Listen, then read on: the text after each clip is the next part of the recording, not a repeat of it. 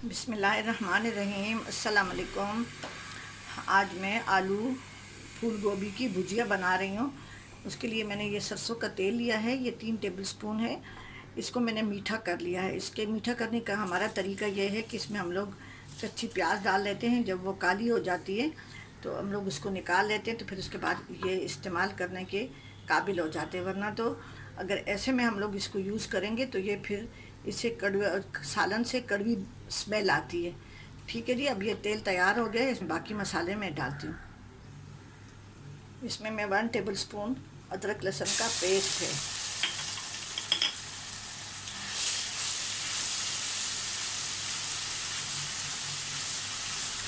ये जब तैयार हो जाएगा सालन तो भुजिया, तो इससे बिल्कुल पता ही नहीं चलेगा कि ये सरसों के तेल में बनी है। ये थोड़ा सा पिंक हो जाएगा तो इसमें फिर मैं सूखी लाल मिर्च डालूंगी। ये लहसुन थोड़ा सा पिंक हो गया है। इसमें मैं ये 4 मीडियम टमाटर हैं,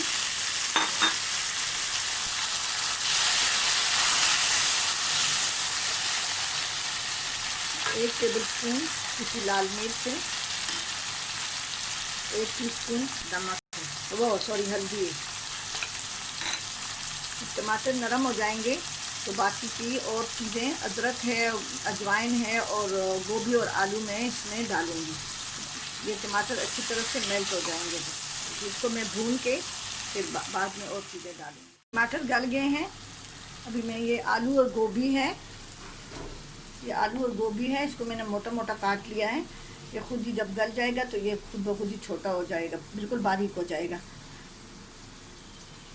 इसमें मैं नमक डालूंगी।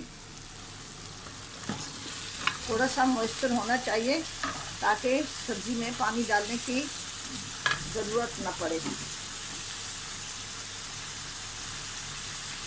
थोड़ा सा नमक मैं डाल रही हूँ, बाद में मैं चख के डालूंगी।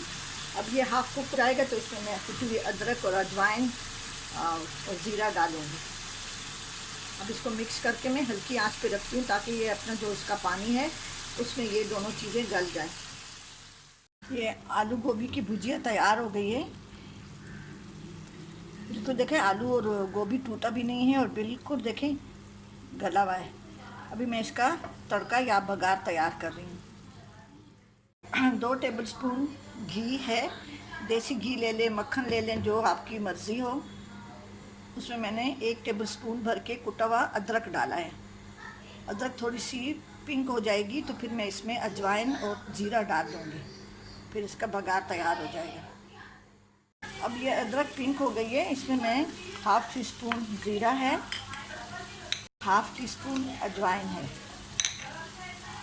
इसको हल्का सा मैं फ्राई करूँगी और ये बघार अब तैयार हो गया है।